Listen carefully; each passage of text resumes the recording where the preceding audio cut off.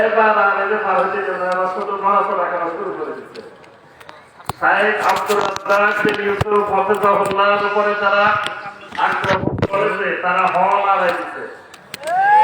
বাংলাদেশের সকল মানুষকে, সারা পৃথিবীর সকল মানুষকে পরিচয় করাই দিয়েছে যে শাহেদ আব্দুর রাজ্জাক বিন ইউসুফ হাফিজাহুল্লাহ নামে একজন বাংলার জমিনে দাঁড়িয়ে আছেন। যারা চিনত না তাদেরকেও চিনার সুযোগ করে দিয়েছেন, আলহামদুলিল্লাহ। এই জন্য তসলিমা নাসরিন পর্যন্ত শাহেদ আব্দুর রাজ্জাক বিন ইউসুফকে চিনে ফেলেছে। তসলিমা নাসরিন বিবৃতি দিয়েছে, আমি ইউটিউবে, ফেসবুকে যত জায়গায় নায়ক রাজ্জাক খুঁজি, কোন জায়গায় নায়ক রাজ্জাক খুঁজে পাই না, খালি শাহেদ আব্দুর রাজ্জাক খুঁজে পাই। তাহলে যেই জায়গায় তসলিমা নাসরিন পর্যন্ত সন্ধান পেয়ে গেছে, ইনশাআল্লাহ বাংলার জমিনে আশা করা যায় বাংলাভাষী কোন মুসলিম ভাই বোন আর বাকি থাকবেন না যিনি শাহেদ আব্দুর রাজ্জাক বিন ইউসুফ হাফিজাহুল্লাহর সন্ধান পাবেন না। এটা আল্লাহর পক্ষ থেকে আল্লাহর এক রহমত।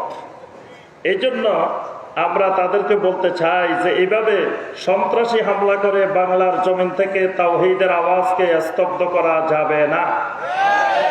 বরং বাংলার জমিনের আনাচে কানাচে আজকে দেখবেন বাংলাদেশের এমন কোন গ্রাম নাই, এমন কোন ইউনিয়ন নাই, এমন কোন থানা নাই যেই থানার মধ্যে তাওহীদ এবং সুন্নতের দাওয়াত, শিরক এবং বেদাতের বিরুদ্ধে দাওয়াত চলতেছে না, এমন কোন গ্রাম বাংলার জমিনে খুঁজে পাওয়া যাবে না ইনশাআল্লাহ। অচিরেই এই বাংলার আকাশে তাওহীদের সূর্য উদিত হবে ইনশাআল্লাহ, এবং যেই তাওহীদের সূর্যের দ্বারা শিরক এবং বিদআত ধুয়ে মুছে বাংলার জমিন থেকে পরিষ্কার হয়ে যাবে ইনশাআল্লাহ। এখন আমাদের কর্তব্য হলো এই আক্রমণ আমাদেরকে স্মরণ করিয়ে দিচ্ছে বাংলার জমিনে তাওহীদ এবং সুন্নতের দাওয়াতকে আরো বেগবান করা লাগবে। এর প্রতিবাদ করব আমরা, উল্টা তাদের উপরে আক্রমণ করে নয়, তাদেরকে গালিগালাজ করে নয়। আমাদের প্রতিবাদ হবে আগে যেখানে ডেলি 1 ঘন্টা দাওয়াতের কাজ করতাম, এখন ডেলি 3 ঘন্টা সেখানে দাওয়াতের কাজ করব। যেখানে প্রত্যেক গ্রামে 10 জন, 15 জন, 20 জন ভাই বোন আছেন, সেখানে পরিকল্পনা নিয়ে দাওয়াত বাড়িয়ে দিয়ে যাতে গ্রামের শত শত ভাই বোন, অধিকাংশ ভাই বোন তাওহীদ এবং সুন্নতকে বুঝতে পারেন, শিরক এবং বেদাত ছাড়তে পারেন, এই দাওয়াত যদি আমরা বেগবান করতে পারি, এটাই হলো সবচেয়ে বড় আমাদের পক্ষ থেকে প্রতিবাদ। আল্লাহ রাব্বুল আলামিন আমাদের সবাইকে তৌফিক দান করুন, আমিন। সম্মানিত ভাই ও বোনেরা, আমাদের আলোচনার দিকে আসি। আমাদের বিষয় হলো শিরক এবং তার ভয়াবহতা। শিরক সম্পর্কে আমরা সকলেই মোটামুটি কম বেশি অবগত আছি, কারণ শিরক সম্পর্কে জ্ঞান না থাকলে ওই লোকের কপালে জামিয়া সালাফিয়ার সালাফি কনফারেন্সে আসার সৌভাগ্য তার হয় না। যেই লোক এই পর্যন্ত আসতে পারছে, অসংখ্য বাধা বিপত্তি অতিক্রম করে যেই লোক এই সালাফি কনফারেন্স পর্যন্ত পৌঁছতে পেরেছে, বুঝতে হবে এই লোক শিরিক সম্পর্কে, বেদাত সম্পর্কে জ্ঞান আছে বলেই এই পর্যন্ত আসতে পেরেছে, না হয় কিন্তু এই পর্যন্ত আসতে পারত না। এজন্য আপনারা সবাই আলহামদুলিল্লাহ শিরিক সম্পর্কে জানেন। শিরিক সম্পর্কে বাংলার প্রত্যেকটি মুসলিম কালেমা পাঠ করে যখন মুসলিম হয়, কালেমা যখন পাঠ করে তখন সবাই শিরিক মুক্ত হওয়ার ঘোষণা দিয়েই একজন মানুষ মুসলিম হয়। প্রত্যেক মুসলিম কালেমায়ে শাহাদাত পাঠ করে, আশহাদু আল্লা ইলাহা ইল্লাল্লাহু ওয়াহদাহু লা শারীকা লাহ, ওয়াহদাহু লা শারীকা লাহ। এই অংশটুকু পাঠ না করলে, স্বীকার না করলে এই লোকটা মুসলিম হইতে পারে না। তাহলে বোঝা যায় প্রত্যেক মুসলিম, বাংলাভাষী হোক, আরবিভাষী হোক, যেই ভাষী হোক, তিনি ওয়াহদাহু লা শারীকা লাহু এই অংশটুকু বিশ্বাস করেই তিনি মুসলিম হয়েছেন। এখানে আমাদেরকে শিক্ষা দেওয়া হয়েছে লা শারীকা লাহ, যেই আল্লাহকে আমরা একমাত্র মাবুদ হিসাবে মেনে নিলাম, সেই আল্লাহর কোনো শরীক নাই, লা শারীকা লাহ। এখানে শিরক মুক্ত হওয়ার ঘোষণা দিয়ে একজন মানুষ মুসলিম হয়। তাহলে প্রত্যেক মানুষের জবানে শিরক মুক্তির ঘোষণা না দিলে সে মুসলিম হতে পারে না। কিন্তু সমস্যা হলো, যে মুসলিম ঘোষণা দিয়েছেন ওয়াহদাহু লা শারীকা লাহ এবং পরিচয় দিয়ে আমি তাওহীদি মুসলিম জনতা, ওয়াজ মাহফিলের যখন প্রচার হয় গ্রামে দেখবেন সম্মানিত তাওহীদি জনতা, আগামীকাল অমুক সময় মাহফিল হবে, কিন্তু এই তাওহীদি জনতাও বুঝে না তারা কেন তাওহীদি জনতা, বা যারা সম্বোধন করতেছেন তারাও বুঝে না কাদেরকে তাওহীদি জনতা বলতেছেন। এই জন্য দেখা যায় এই তাওহীদি জনতার ব্যানারে আল্লাহর ঘরকে ভেঙ্গে চুরমার করে দেয়। তাওহীদি জনতার ব্যানারে আল্লাহর ঘরের ভিতর থেকে মিম্বার, গড়ি, টাকা, এটার তাৎপর্য কি এটা সে কখনো বোঝার চেষ্টা করে নাই। এই সালাফি কনফারেন্সে আজকের এই 2 দিন ব্যাপী সম্মেলনে এখানে তাওহীদের জ্ঞান দেওয়া হয়েছে, শিরক মুক্ত হওয়ার জ্ঞানের বিষয়ে আলোচনা করা হয়েছে। আলহামদুলিল্লাহ, যে আলোচনা অনেক জায়গায় করা হয় না। শিরক হলো তাশরিকু গায়রিল্লাহ মা আল্লাহ ফিল ইবাদাহ। শিরকের সংজ্ঞা বিভিন্নভাবে বিভিন্ন আহলুল ইলমগণ দিয়েছেন। তার মধ্যে সংক্ষিপ্ত সংজ্ঞা হলো তাশরিকু গায়রিল্লাহ মা আল্লাহ ফিল ইবাদাহ, অর্থাৎ গায়রুল্লাহকে আল্লাহর সঙ্গে শরীক করা ইবাদতের ক্ষেত্রে, ইবাদতের যে কোনো ক্ষেত্রে গায়রুল্লাহকে সম্পৃক্ত করা, গায়রুল্লাহকে সংযুক্ত করা, এটার নাম হলো কি? শিরক। গায়রুল্লাহ তো আমরা বুঝি, গায়রুল্লাহ বুঝেন না? কথা বলে না কি, ঘুমাই গেছেন? গায়রুল্লাহ বুঝেন? গায়রুল্লাহ আমাদের দেশে তো জিকির হয় সব সময়, হাসবি রাব্বি জাল্লাল্লাহ মা ফি কলবি গায়রুল্লাহ, জিকির হয় না? দেখবেন বিশাল বিশাল ময়দানে, মাঠে জিকির চলতেছে, মা ফি কলবি গায়রুল্লাহ, আমার কালবের ভিতরে গায়রুল্লাহ নাই, আমার কালবের ভিতরে আল্লাহ ছাড়া আর কিছু নাই। অর্থাৎ আমার কালবের ভিতরে আমার আল্লাহকে ঢুকে রেখেছি, মানে তার কালবের ভিতরে আল্লাহ ঢুকে গেছে, আল্লাহ ছাড়া তার কালবের ভিতরে আর কিছু নাই। তাহলে বোঝা যায় গায়রুল্লাহ শব্দটা আমাদের কাছে পরিচিত। গায়রুল্লাহ মানে আল্লাহ ছাড়া যত মাখলুক আছে এই সবগুলা হলো গায়রুল্লাহ। আর এই গায়রুল্লাহকে আল্লাহ রাব্বুল আলামিনের কোন ক্ষমতার মধ্যে, আল্লাহর কোন পরিচালনার ক্ষেত্রে, আল্লাহ রাব্বুল আলামিনের ইবাদতের ক্ষেত্রে, আল্লাহ রাব্বুল আলামিনের নাম এবং গুণাবলীর ক্ষেত্রে কোন গায়রুল্লাহকে অন্তর্ভুক্ত করলে সেটার নাম হয়ে যায় কি? শিরক।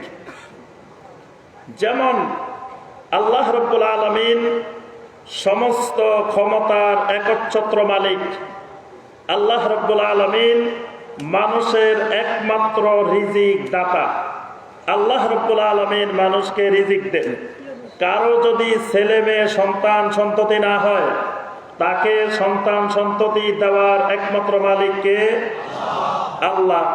কিন্তু দেখা যায় কিছু মানুষ তার সন্তান সন্ততির জন্য বিভিন্ন বাবার নিকটে, বিভিন্ন জনের নিকট গিয়ে সন্তান কামনা করে। তাহলে আল্লাহ রাব্বুল আলামিনের যে একক ক্ষমতা, ইয়াহাবু লিমান ইয়াশাউ ইনাসান ওয়া ইয়াহাবু লিমান ইয়াশাউ যুকুর আও ইউযাওবিজুহুম যুকরানা ওয়া ইনাসা ওয়া ইয়াজআলু মান ইয়াশাউ আকিমা। আল্লাহ পাক যাকে চান শুধু কন্যা সন্তান দান করেন, যাকে চান শুধু পুত্র সন্তান দান করেন, যাকে চান ছেলে মেয়ে দুটাই দেন, যাকে চান কোনোটাই দেন না, ছেলেও দেন না মেয়েও দেন না। তাহলে ছেলে মেয়ে দেওয়ার না দেওয়ার সব কিছুর একমাত্র মালিক হলেন একমাত্র আল্লাহ রাব্বুল আলামিন। সুতরাং কোনো মানুষ যখন অন্য কোনো বাবার নিকটে গিয়ে বলে, বাবা আমার দীর্ঘদিন ধরে সন্তান হচ্ছে না, বাবা আমার জন্য একটা সন্তানের ব্যবস্থা করে দেন, আল্লাহর ক্ষমতা কাকে দিয়ে দিল? বাবাকে দিয়ে দিল। এই জন্য আমাদের দেশে দেখবেন অনেকে ওয়াজের ময়দানে গান গায়, আল্লাহর দন কাকে দিছে? রাসূলকে দিছে, নবীকে দিছে। নবীর দন কাকে দিছে? খাজা বাবাকে দিছে। নাউজুবিল্লাহ। দেওয়ার কারণে আল্লাহও নিঃস্ব হয়ে বসে আছে, রাসূলও নিঃস্ব হয়ে বসে আছে, খাজা বাবা সবকিছুর মালিক হয়ে বসে আছে। নাউজুবিল্লাহ। এটা কাফেরদের কথা, এটা মুশরিকদের কথা। কোরআনে কারিমে আল্লাহ রাব্বুল আলামিন বলছেন, কাফেররা বলে ইন্নাল্লাহা ফাকিরুন ওয়া নাহনু আগনিয়া। আল্লাহ হলেন কাফের, আল্লাহ হলেন ফকির, আল্লাহ হলেন দরিদ্র, আমরা হইলাম ধনী। অর্থাৎ আল্লাহর সব নবী নিয়ে নিছেন, নবীর সব খাজা বাবা নিছেন, খাজা বাবা হয়ে গেছেন বিশাল ধনী, আল্লাহও গরিব হয়ে গেছে, আল্লাহ রাসূলও গরিব হয়ে গেছে। নাউজুবিল্লাহ। অর্থাৎ এই শিরকি গান, শিরকি গজল বাংলার ওয়াজ মাহফিলে বড় বড় বক্তা লক্ষ লক্ষ শ্রোতার সামনে লক্ষ লক্ষ টাকার বিনিময়ে এই সমস্ত বক্তারা আমাদের দেশে ওয়াজ মাহফিল করে থাকেন। তাহলে যেই ওয়াজ মাহফিলে এই জাতীয় শিরকি গান গাওয়া হয়, এই জাতীয় ওয়াজ মাহফিল থেকে মানুষ তাওহীদ না শিখে শিরিক শিখার ব্যবস্থা করা হয়। ওয়াজ মাহফিল হলো মানুষ তাওহীদ শিখার জন্য, কিন্তু সেই ওয়াজ মাহফিলে এই জাতীয় গান গেয়ে গেয়ে শিরিক শিক্ষা দেওয়া হয় বাংলার মানুষকে। তাহলে আমরা যে কথাটা বলতেছিলাম, সন্তান সন্ততি দেওয়ারও একমাত্র মালিক আল্লাহ রাব্বুল আলামিন, সন্তান সন্ততি না দেওয়ার মালিকও একমাত্র আল্লাহ রাব্বুল আলামিন। একমাত্র আল্লাহ রাব্বুল আলামিনের কাছে সন্তান চাওয়া, এটার নাম হলো তাওহীদ। অন্য কারো কাছে গিয়ে, খাজা বাবার কাছে গিয়ে, অন্য কারো কাছে গিয়ে সন্তান চাওয়া, এটার নাম হলো শিরক। এখানে আল্লাহ রাব্বুল আলামিনের একচ্ছত্র একমাত্র ক্ষমতাকে অন্যের কাছে দিয়ে দেওয়া হয়েছে। এরপরে এই সমগ্র পৃথিবী পরিচালনার একমাত্র একচ্ছত্র ক্ষমতা কার? একমাত্র আল্লাহ। সমগ্র পৃথিবীর সবকিছুকে পরিচালনা করেন কে? একমাত্র আল্লাহ।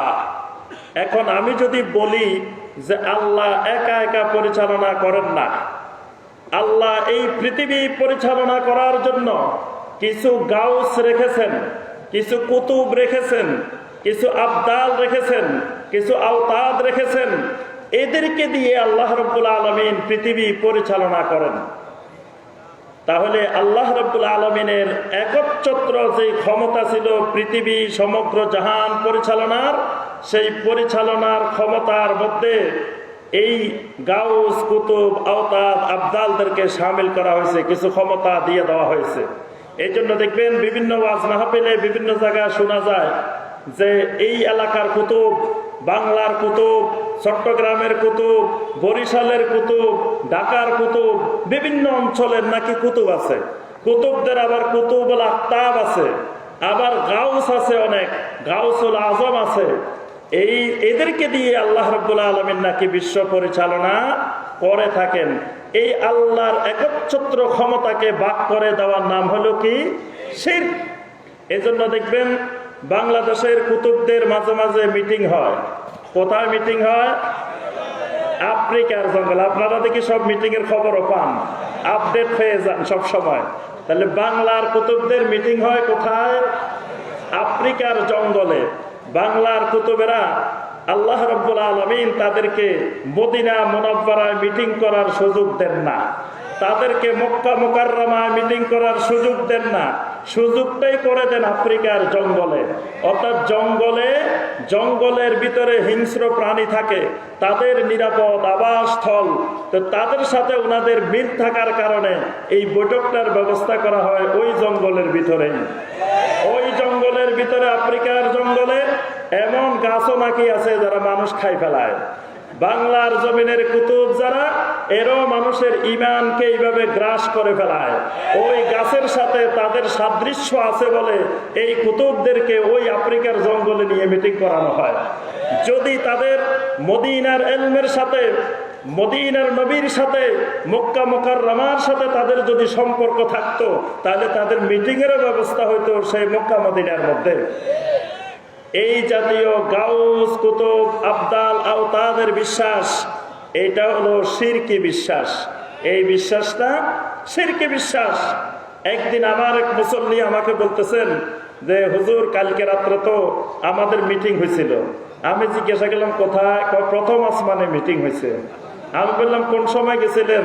আমাকে একটু সাথে করে নিয়ে যেতেন, আমিও একটু মিটিং এ আপনাদের চা পানি আনতাম, কিছু খেদমত করতাম, তাও তো আমি আপনাদের মিটিংটা দেখতে পারতাম। একদিন সামনে মিটিং এর তারিখ হইলে আমাকে একটু খবর দিয়েন। রাত্রে নাকি তাদেরকে প্রথম আসমানে নিয়ে আল্লাহ পাক মিটিং করছেন। বাংলাদেশের পরবর্তীতে কিভাবে আল্লাহ পরিচালনা করবেন এইটা নিয়ে তাদের মিটিং হয়েছে। নাউজুবিল্লাহ। অর্থাৎ আল্লাহ রাব্বুল আলামিন হলেন ইউদাব্বিরুল আমর। আল্লাহ পাক সমস্ত পৃথিবীর সব কিছুকে, জমিনের সবকিছুর একমাত্র পরিচালনার মালিক।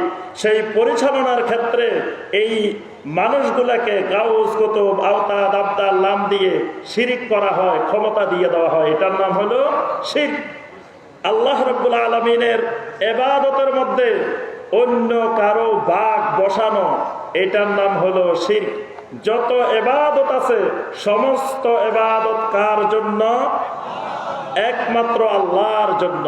আল্লাহ ছাড়া আর কারো জন্য কোনো বড় ইবাদত, ছোট ইবাদত, মাঝারি ইবাদত, কোন ধরনের ইবাদত আল্লাহ ছাড়া আর কারো জন্য করা যাবে না। এই জন্য আল্লাহ রাব্বুল আলামিন কোরআনে কারীমের মধ্যে প্রথম নির্দেশটা দিয়েছেন সূরা আল বাকারার 21 নম্বর আয়াত, ইয়া আইয়ুহান নাস উবুদু রাব্বাকুম।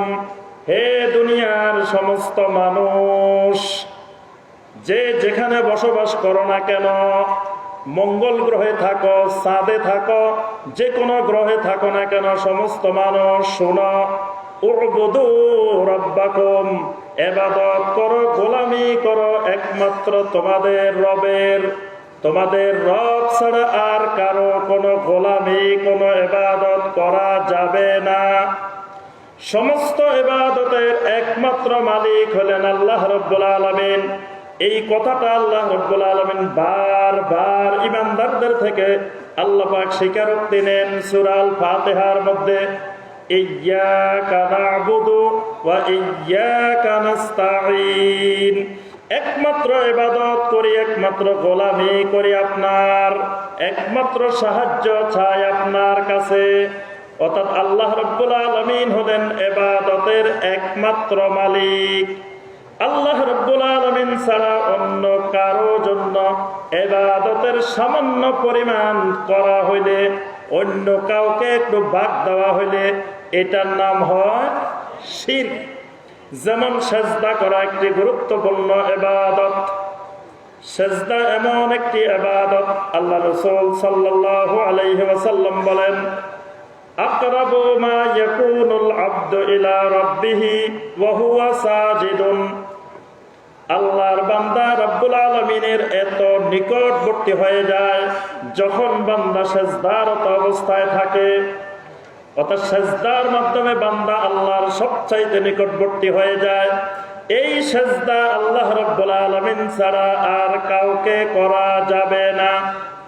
আল্লাহ ছাড়া যদি কাউকে সেজদা করা হয় এটার নাম হলো শিরক। আমরা দেখি বাংলার জমিনে অসংখ্য ভাই বোন, লক্ষ লক্ষ ভাই বোন প্রতিদিন বিভিন্ন কবরের সামনে, বিভিন্ন ব্যক্তির সামনে, বিভিন্ন দিনদার ওলিয়া উলিয়ার নামদারি লোকদের সামনে সেজদায় পড়ে থাকে। এই সেজদাটা একমাত্র আল্লাহর জন্য নির্ধারিত। আল্লাহ ছাড়া কোনো মাখলুকের সামনে সেজদা করা যাবে না।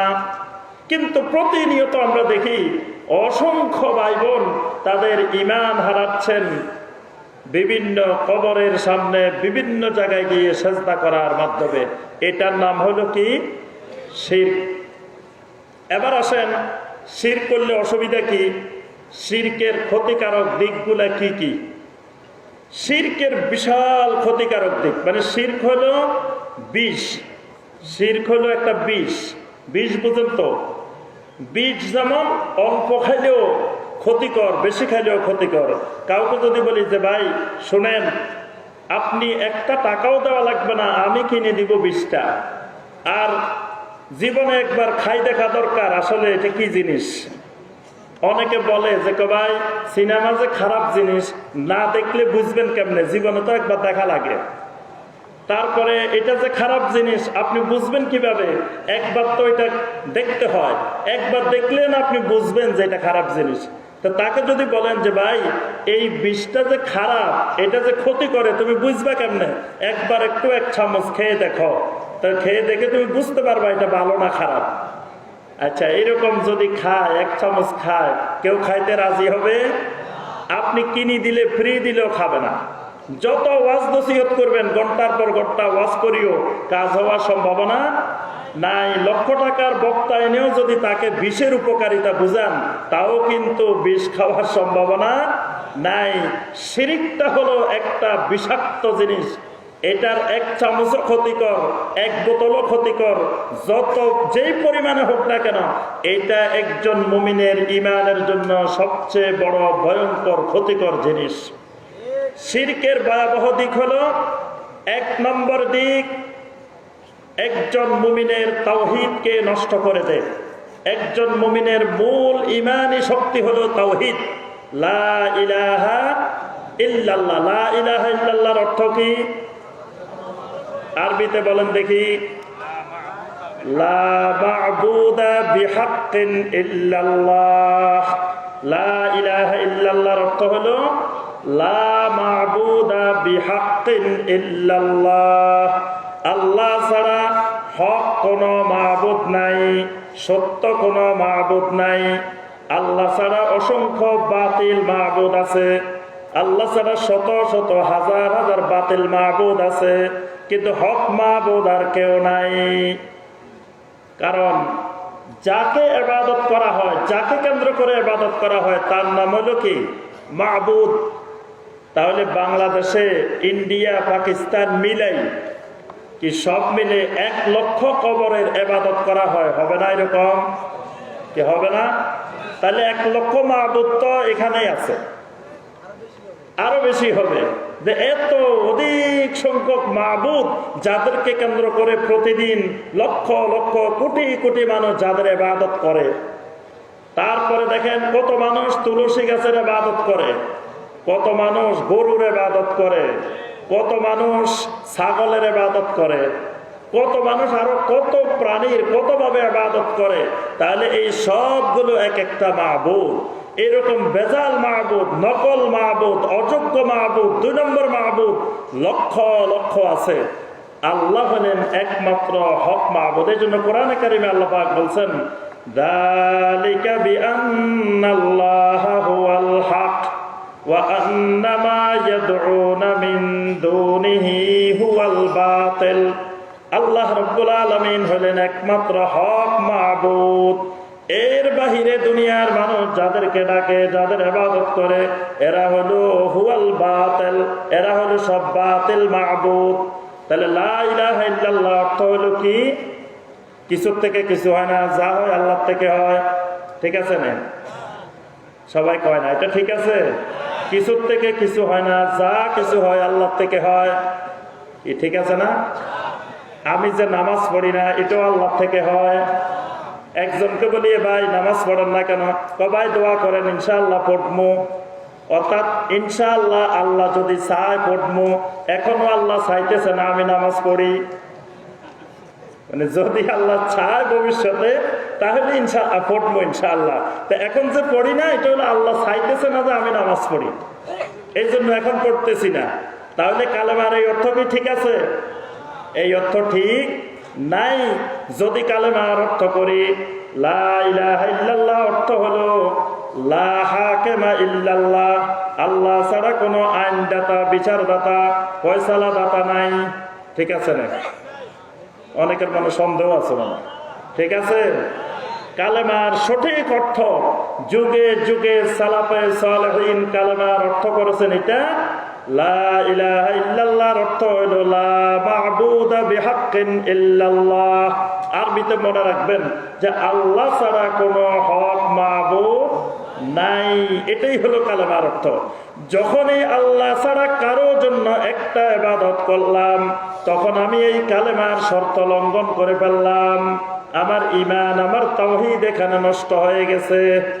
শিরকের 1 নম্বর ক্ষতি, আমার তাওহীদ নষ্ট করে দে, আমার তাওহীদকে ধ্বংস করে দে। এটা হলো শিরকের 1 নম্বর ক্ষতি। 2 নম্বর ক্ষতি হলো, যেমন আল্লাহ রাব্বুল আলামিনের তাওহীদকে নষ্ট করা হয়, তেমনি আল্লাহ রাসূল সাল্লাল্লাহু আলাইহি ওয়াসাল্লামকে মিথ্যা প্রতিপন্ন করা হয়। কারণ আল্লাহ রাসূল সাল্লাল্লাহু আলাইহি ওয়াসাল্লাম দুনিয়ার সমস্ত মানুষকে এই দাওয়াতটা দিয়েছেন, ইয়া আইয়ুহান নাস কুলু লা ইলাহা ইল্লাল্লাহ তুফলিহু। হে দুনিয়ার মানুষ, তোমরা বলো লা ইলাহা ইল্লাল্লাহ তুফলিহু, তোমরা দুনিয়াতেও সফল হবে, আখিরাতেও সফল হবে। এখন আমি যদি ওই লা ইলাহা ইল্লাল্লাহর শর্ত লঙ্ঘন করি, তাহলে আল্লাহ রাসূল সাল্লাল্লাহু আলাইহি ওয়াসাল্লামের উপরেও আমি ঈমান আনলাম না, তার কথাকে মিথ্যা প্রতিপন্ন করলাম। এটা হলো শিরকের 2 নম্বর ক্ষতি। শিরকের 3 নম্বর ক্ষতি, যখন মানুষ মুসলিম শিরক করা শুরু করে দিবে, আল্লাহ রাব্বুল আলামিনের পক্ষ থেকে নিরাপত্তা আল্লাহ পাক তুলে নেবেন। আল্লাহ পাক যতক্ষণ দুনিয়ার মানুষকে নিরাপত্তা দিবেন, ততক্ষণ দুনিয়ার মানুষ নিরাপদ থাকবে। যখন রাব্বুল আলামিন কারো উপর থেকে নিরাপত্তা তুলে নেবেন, ওই জাতি সারা দুনিয়াতে শুধু লাঞ্ছিত হবে, মার খাবে, এটাই হবে তাদের পরিণতি। আল্লাহ রাব্বুল আলামিন সূরা আল-আনআমের 82 নম্বর আয়াতে কারিমা বলছেন, আল্লাযীনা আমানু ওয়া লাম ইয়ালবিসু ঈমানাহুম বিযুলমিন উলাইকা লাহুমুল আমনু ওয়া হুম মুহতাদুন। যেই মানুষগুলো ঈমান এনেছে, ঈমানের সাথে শিরকে মিশ্রিত করে নাই, উলাইকা লাহুমুল আমনু, এই মানুষগুলোর জন্যই রয়েছে আল্লাহর পক্ষ থেকে নিরাপত্তা। আজকে সারা দুনিয়াতে পৃথিবীর বিভিন্ন অঞ্চলে যেই মানুষগুলো নির্যাতিত হয়, যেই মানুষগুলো মার খায়, এই মানুষগুলো কারা? কথা কয় না। এই মানুষগুলো কারা? ফিলিস্তিনে মার খায় কারা? মিয়ানমারে পশু কাটা করে, একেবারে সব মানুষদেরকে নির্মম জাহিলিয়াতের কায়দায়, বর্বর কায়দায় যে মানুষগুলোকে প্রতিনিয়ত হত্যা করা হয়, এই মানুষগুলো কারা? এইভাবে সারা দুনিয়াতে খবর নিলে দেখবেন সব জায়গায় যাদেরকে মারা হচ্ছে, নির্যাতিত করা হচ্ছে, মজলুম মানুষগুলোর, যেই মানুষগুলোর ফরিয়াদে আসমান জমিন আকাশ বাতার বাড়ি হয়ে উঠছে, এই সবগুলো মানুষ মুসলিম। অথচ মুসলিম সারা পৃথিবীর নেতৃত্ব দেওয়ার কথা, কিন্তু মুসলিম এখন মার খায়। মূল কারণ হলো মুসলিম তাদের তাওহীদ হারিয়ে ফেলেছে, তাওহীদের আমানত তারা হারিয়ে ফেলেছে, তারা শিরকের মধ্যে ডুবে গেছে।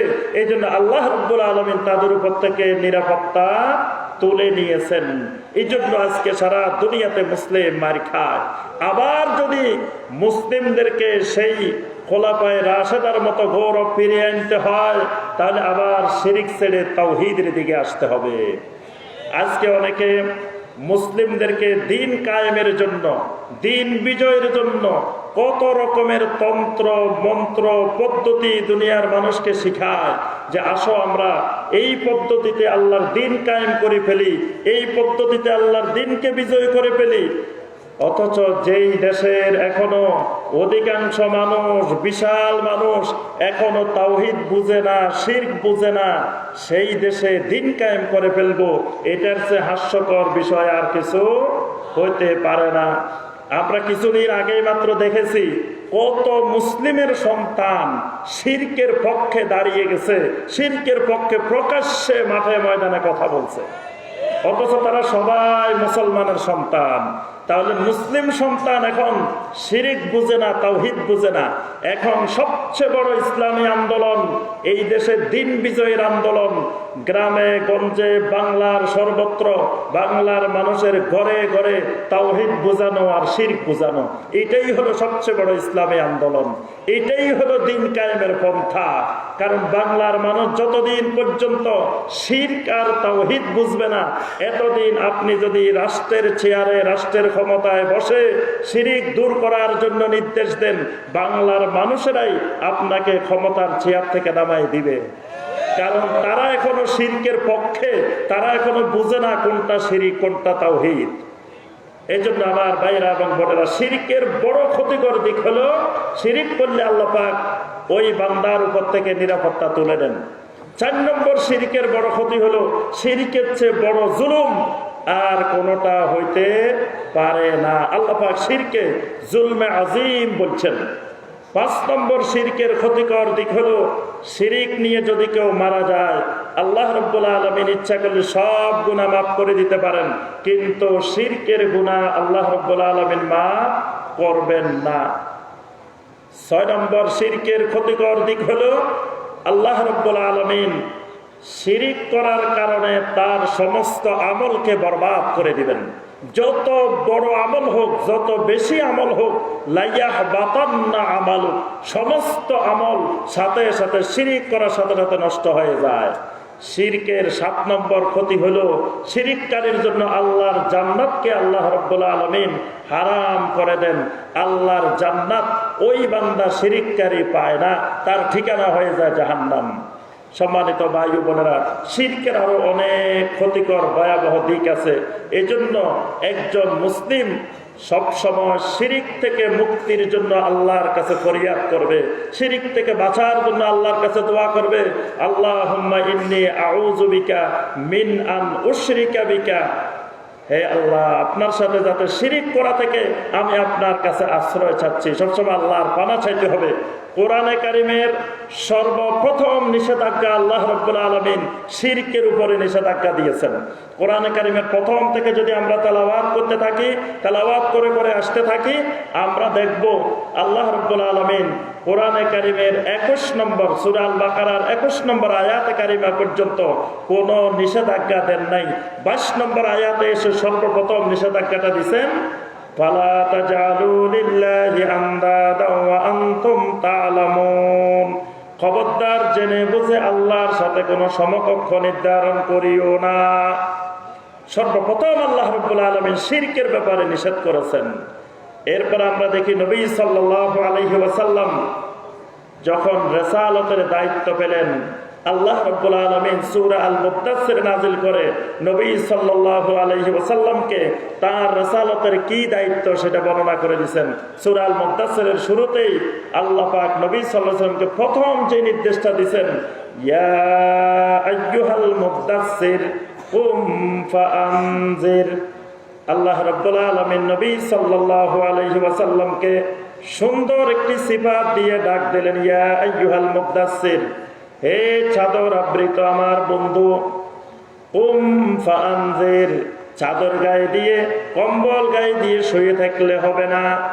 কম্বল গায়ে দিয়ে শুয়ে থাকার জন্য আপনাকে নবুয়তের দায়িত্ব দেওয়া হয় নাই। আপনাকে যেই নবুয়তের রিসালাতের দায়িত্ব দেওয়া হয়েছে, এই রিসালাতের দায়িত্ব এত কঠিন, এই দায়িত্ব পালন করার জন্য আপনার রক্ত ঝরাইতে হবে মাঠে। এই দায়িত্ব পালন করতে গিয়ে মাতৃভূমি মক্কা মুকাররমা ছেড়ে মদিনা মুনাওয়ারা হিজরত করা লাগবে। এই দায়িত্ব পালন করতে গিয়ে কত আপনার আত্মীয় স্বজন আপনজন আপনার বিরুদ্ধে দাঁড়িয়ে যাবে, কত কঠিন কঠিন পরিস্থিতির মোকাবেলা আপনাকে করা লাগবে। আপনি এইভাবে কম্বল গায়ে দিয়ে শুয়ে থাকলে হবে না। কুম ফাআনজির, আপনার কম্বল ফেলে দিয়ে আপনি উঠে যান, দাঁড়িয়ে যান। দাঁড়িয়ে গিয়ে ফাআনজির, দুনিয়ার মানুষদেরকে আপনি সতর্ক করতে থাকেন। কিসের থেকে সতর্ক করবেন? ফাআনজির আনিশ শিরকে, আপনি শিরিক সম্পর্কে, শিরিক থেকে জাতিকে সতর্ক করেন। এটাই হলো আপনার 1 নম্বর নবীওয়ালা কাজ, 1 নম্বর রিসালাতের দায়িত্ব। সুবহানাল্লাহ। তাহলে যুগে যুগে আম্বিয়া আলাইহিমুস সালামের মূল কাজ ছিল শিরক সম্পর্কে মানুষকে সতর্ক করা, মানুষকে শিরক মুক্ত হওয়ার জন্য মানুষের কাছে দাওয়াত উপস্থাপন করা। এখন আমরা কেউ কেউ মনে করি যে শিরকের কথা বললে মানুষ আমাদের বিরুদ্ধে খেপে যেতে পারে, পছন্দ না করতে পারে, আমার ভিউয়ার্স কমে যেতে পারে, মুহিব্বিন কমে যেতে পারে, আমার তো সব ধরনের লোকদেরকে আমার মুহিব্বিন বানায় রাখতে হবে, যেই তরিকার হোক, যেই সিলসিলার হোক, যেই পন্থী হোক, যেই আকীদার হোক, সবাই আমাকে মহব্বত করা লাগবে। এজন্য অত্যন্ত কৌশলে আমি শিরকের ব্যাপারে কোনো কথা বলা যাবে না, আকীদার ব্যাপারে সহি আকীদার ব্যাপারে কোনো কথা বলা যাবে না, বিদআতের ব্যাপারে কোনো কথা বলা যাবে না। সুন্দর সুন্দর শুধু বেশি বেশি ফজিলতের বয়ান করতে হবে, তারপরে সুন্দর সুন্দর কিছু আমলের দিকে মানুষকে উদ্বুদ্ধ করতে হবে। তাহলে এই হিকমতের সাথে বয়ান করলে আমার লক্ষ লক্ষ ভিউয়ার্স হয়ে যাবে, আমার লক্ষ লক্ষ মুহিব্বিন হয়ে যাবে, আমি সবার কাছে আদরের পাত্র। সবাইকে দেখো কি সুন্দর হিকমতের সাথে বয়ান করে, শিরকের কথাও কয় না, বেদাতের কথাও কয় না, কারো মনে একটুও কষ্ট দেয় না। এত সুন্দর বয়ান, এত সুন্দর হিকমত আল্লাহর নবীরা খুঁজে পান নাই। আজকে দেখা যায় আমরা খুঁজে পেয়ে গেছি, নাউযুবিল্লাহ। আল্লাহর নবীরা যদি খুঁজে পাইতেন তাহলে আল্লাহর নবীদের এত শত্রু, এত দুশ্মন জমিনে থাকতো না। সবাই নবীদেরকে মহব্বত করত নবীরা যদি এইরকম হিকমত খুঁজে পাইতেন। অর্থাৎ এটা হিকমত নয়, এটা হিকমতের নামে ফিতনা। হিকমত বলা হয় কোরআন এবং সুন্নায় যা কিছু আছে এগুলো স্পষ্টভাবে মানুষের সামনে তুলে ধরা, কোনো কিছুকে গোপন না করা, এটাই হলো হিকমা। সহিহ হাদিসে যা বর্ণিত হয়েছে তার অনুবাদ করা। আমাদের ওস্তাদ সবসময় বলেন, শেখ আব্দুর রাজ্জাক বিন ইউসুফ হাফেজাউল্লাহ সবসময় বলেন, আমি তো হাদিসের অনুবাদ করি। এই হাদিসের অনুবাদ করাটাই হলো হিকমা, যে আমি নিজের কোনো কথা বললাম না, আমি শুধু সুন্নার আরেক নাম হিকমা, নবী সাল্লাল্লাহু আলাইহি ওয়াসাল্লামের হাদিসের নাম হিকমা। এইটা হাদিসগুলোকে মানুষের সামনে তুলে ধরা, এটার নাম হলো হিকমা। কোনো কিছু গোপন করা, আকীদার কথা না বলা, তাওহীদের কথা না বলা, শিরকের কথা না বলা, তারপর ভ্রান্ত আকীদাগুলো সম্পর্কে তুলে না ধরা, এটার নাম হিকমা নয়। এটা হলো ফিতনা, শারাফের ফিতনা, মর্যাদার ফিতনা, খ্যাতির ফিতনা, লোভের ফিতনা। এই জাতীয় ফিতনা যখন কাউকে গ্রাস করে তখন তিনি কিছু কথা প্রকাশ করে, কিছু কথা প্রকাশ করে না। মানে যেগুলো বললে মানুষ খুশি হবে এগুলো প্রকাশ করি, যেগুলো বললে মানুষ একটু নারাজ হতে পারে, অপছন্দ করতে পারে, এই জাতীয় কথা না বলা, এটার নাম হিকমা না, এটার নাম হলো কি? ফিতনা। এটার নাম হলো ফিতনা। আমার সম্মানিত ভাইরা, শিরকের আরেক নাম হলো ফিতনা, শিরকের আরেক নাম ফিতনা। এই জন্য শিরকের ভয়াবহ মারাত্মক ক্ষতিকর অনেকগুলো দিক আছে। আমি আর এইদিকে যাচ্ছি না। পরিশেষে শুধু কয়েকটি বাংলাদেশের বহুল প্রচলিত শিরকের বর্ণনা দিয়ে আমার আলোচনা শেষ করবো ইনশাআল্লাহ। বাংলাদেশের বহুল প্রচলিত একটি শিরক হলো শাফাআতের শিরক। কিসের শিরক? শাফাআতের শিরক, সুপারিশের শিরক। দেখবেন মানুষ গরু, ছাগল, খাসি, মুরগি, টাকা পয়সা সব কিছু নিয়ে, অনেক লোক দেখবেন তার তেমন কোনো টাকা পয়সা নাই, সারা বছর রিক্সা চালায়, সারা বছর পরিশ্রম করে, যেই টাকাগুলো জমাইছে শেষ পর্যন্ত সেই টাকা পয়সাগুলো নিয়ে রওনা দিছে একদিকে। জিজ্ঞাসা করলে কি ব্যাপার ভাই, আপনি দল বল নিয়ে টাকে টাকে গরু, ছাগল, খাসি, মুরগি নিয়ে আপনি ওইদিকে রওনা দিলেন কেন? শোনেন, আমাদের যখন এখানে যখন জজ কোর্টে, হাইকোর্টে যখন বিচার হয়, তখন যখন বিচারক বিচার করেন তখন একজন বাদী থাকেন, তারপরে বিবাদী থাকেন, বিচারক থাকেন, সাক্ষী থাকেন। কিন্তু এত কিছু থাকার পরেও একজন উকিল ধরা লাগে। উকিল না ধরলে মামলা পরিচালনা করা যায় না। আর কিয়ামতের ময়দানে আল্লাহ রাব্বুল আলামিন আমার বিচার করবেন, আমার কোনো উকিল থাকবে না, তাহলে তো আমি সর্বনাশ। তাহলে সেখানে একজন উকিল নিয়োগ দেওয়া লাগবে, একজন ব্যারিস্টার নিয়োগ দেওয়া লাগবে, যিনি কিয়ামতের দিন আমার পক্ষে ওকালতি করবেন। নাউযুবিল্লাহ। ঠিক মুশরিকদের যেরকম বিশ্বাস ছিল, কুফফারদের যেরকম বিশ্বাস ছিল, ওই আরবের জাহিলি যুগের মুশরিকদের বিশ্বাস এত বছর পরেও মুসলিমদের মধ্যেও রয়ে গেছে। ওদের মধ্যে যেমন লোকনাথ আছে, মুসলিমেরও লোকনাথ বানায় নিছে। দেখবেন লোকনাথের বিভিন্ন জায়গায় লেখা আছে, জলে স্থলে সাগরে পাহাড়ে পর্বতে যেখানে তুমি বিপদে পড়ো না কেন বাবাকে তুমি স্মরণ করিও। কাকে? বাবা লোকনাথকে স্মরণ করবা, তাহলে তোমার সেখানে গিয়ে বাবা হস্তক্ষেপ করে তোমাকে বিপদ থেকে উদ্ধার করে নিয়ে আসবে। এখন মুসলিমেরা কয় তাদের এরকম একজন বাবা লোকনাথ আছে, আমাদেরও তো এরকম একজন বাবা লোকনাথ দরকার। তো হয়তো ওইটার নাম হলো বাবা লোকনাথ, আমাদেরটার নাম হবে বাবা আব্দুল্লাহ, বাবা আব্দুর রহমান, বাবা আব্দুল খালেক, বাবা আব্দুল জব্বার, এরকম এরকম মুসলিম সুন্দর সুন্দর নাম হবে, কিন্তু কাজ হবে দুইটারে একটা। আরবের মুশরিকেরা তারা যেরকম উকিল ধরত, তারা শাফাতের আশায় বিভিন্ন বাতিল মাবুদের ইবাদত করত। আজকে আমাদের সমাজেও দেখবেন অসংখ্য ভাই বোন ওই উকিল ধরার জন্য বিভিন্ন জায়গায় ঘুরে ঘুরে ঘুরে ঘুরে উকিল নিয়োগ দেয়, কিয়ামতের দিন যাতে তার বিচারটা উকিলের মাধ্যমে সহজে ফয়সালা হয়ে যায়। নাউযুবিল্লাহ। এই উকিল নিয়োগ দেওয়ার ব্যাপারে আল্লাহ পাক কোরআনে কারীমের মধ্যে বলছেন, وَيَعْبُدُونَ مِن دُونِ اللَّهِ مَا لَا يَضُرُّهُمْ وَلَا يَنفَعُهُمْ وَيَقُولُونَ هَؤُلَاءِ شُفَعَاؤُنَا عِندَ اللَّهِ। আরবের মুশরিকরা তারা আল্লাহ ছাড়া যাদেরকে ইবাদত করত তারাও জানতো এরা তাদের কোনো উপকারও করতে পারে না, ক্ষতিও করতে পারে না, কিন্তু জিজ্ঞাসা করলে যে এদেরকে দর্শক কেন, এদের ইবাদত করো কেন, তারা বলতো এরা কিয়ামতের দিনে আমাদেরকে সুপারিশ করবে। ঠিক একই কায়দা আজকে মুসলিমও বলে যে এরা আমাদের জন্য কিয়ামতের দিন সুপারিশ করবে। এই সুপারিশের আশায় অসংখ্য মানুষ তার ঈমান হারাইতেছে, শিরকের কবলে নিপতিত হচ্ছে। আর কিছু ব্যবসায়ী, ধর্ম ব্যবসায়ী মানুষকে এই দিকে টানতেছে যে আসো, খালি আমাদের সাথে কি করবা, আমাদের সাথে একটু শক্ত করে ঘিরে আটকাই দিবা। মানে তোমরা হইলে খালি বগি, আমরা হইলাম ইঞ্জিন, ইঞ্জিনের সাথে খালি বগিটা শুধু শক্ত করে আটকাই দিবা। কিয়ামতের ময়দানে যখন ইঞ্জিন টান দিবে তখন তুমি টানে জান্নাতে চলে দেবা।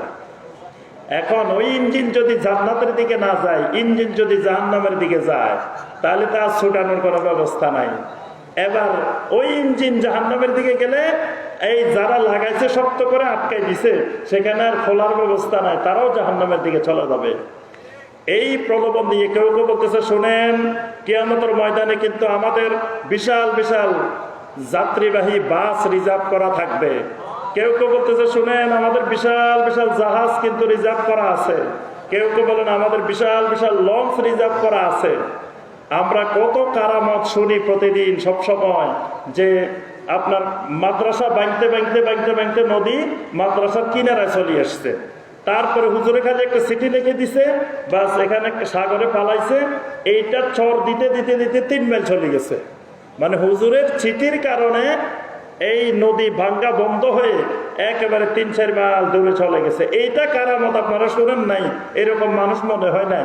একেবারে অল বাংলাদেশ দেখবেন তো সবার বিশাল বিশাল কারামত। জাহাজ নিয়ে বিশাল বিশাল জাহাজ ভাড়া করে জান্নাতে নিয়ে যাওয়া হবে। কিন্তু আমরা কয়দিন আগে দেখছি মাহফিল থেকে আসার সময় নৌকা ডুবি কতগুলো মানুষ মারা গেছে। এই মানুষগুলাকে নৌকা ডুবি নদীর মধ্যে মারা যাচ্ছে, উদ্ধার করতে পারে নাই। কত জায়গায় জাহাজ আপনার সাগরে ডুবে যাচ্ছে, জাহাজগুলো উদ্ধার করতে পারে না। তাহলে কিয়ামতের দিন জাহাজ রিজার্ভ করা আছে, মানুষ ওই জাহাজে উঠার জন্য পাগল পারা, যে কিয়ামতের দিন শাফাত করবে, সুপারিশ করবে, আমাদেরকে সুপারিশ করে জান্নাতে নিয়ে যাবে। এই সুপারিশের শিরক বাংলাদেশে বহুল প্রচলিত একটা শিরক। তারপর কবর কেন্দ্রিক শিরক, কবর কেন্দ্রিক অসংখ্য শিরক, কবরে সেজদা করা, তারপরে কবরের জন্য মানত করা, তারপরে কবরের ভিতরে মোমবাতি জ্বালিয়ে চাদর ছড়িয়ে বিভিন্ন দিবস উদযাপন করে, তারপরে কবরবাসীর কাছে দোয়া করে, বিভিন্ন মাধ্যমে শিরকের ভয়াবহ সয়লাব চলে, শত শত হাজার হাজার কবর কেন্দ্রিক। এরপরে তাবাররুকের শিরিক। বাংলাদেশে এখন সব জায়গায় পাইবেন তাবারুক। ভাই বসেন বসেন, তারা তাবারুক আছে, ভাই বসেন একটু তাবারুক আছে শেষে। আর সবাই যখন শুনে তাবারুক আছে, বাস তাবারুক খাওয়ার জন্য, তাবারুক নেওয়ার জন্য খুব পাগল। এক জায়গায় তাবারুক দিতেছে, আমি একদিন বসলাম যে কি তাবারুক দিয়ে দেখি, দেখি চকলেটের মতো করে করে তাবারুক বানা দিতেছে। চকলেটের ভিতরে বালু বালু দিচ্ছে ডুবে, আর মানুষ এটাকে তাবারুক পাই, বালুগুলো খাইতেছে। মানে এত তাবারুকের পাগল বাংলাদেশের মানুষ। যে বালু পাইলে কেউ যদি কয় এটা তাবারুক, বাস এটা খায়। বরকত মানুষ বানিয়ে বানিয়ে বিভিন্ন কবরকে বরকত বানায়, দরবারকে বরকত বানায়, ব্যক্তিকে বরকত বানায়। এমনকি আমাদের দেশে ব্যক্তির নামের শেষে দামাত বারাকাতুহুমুল আলিয়া, নামের শেষে দাবা, দাবা আছে না?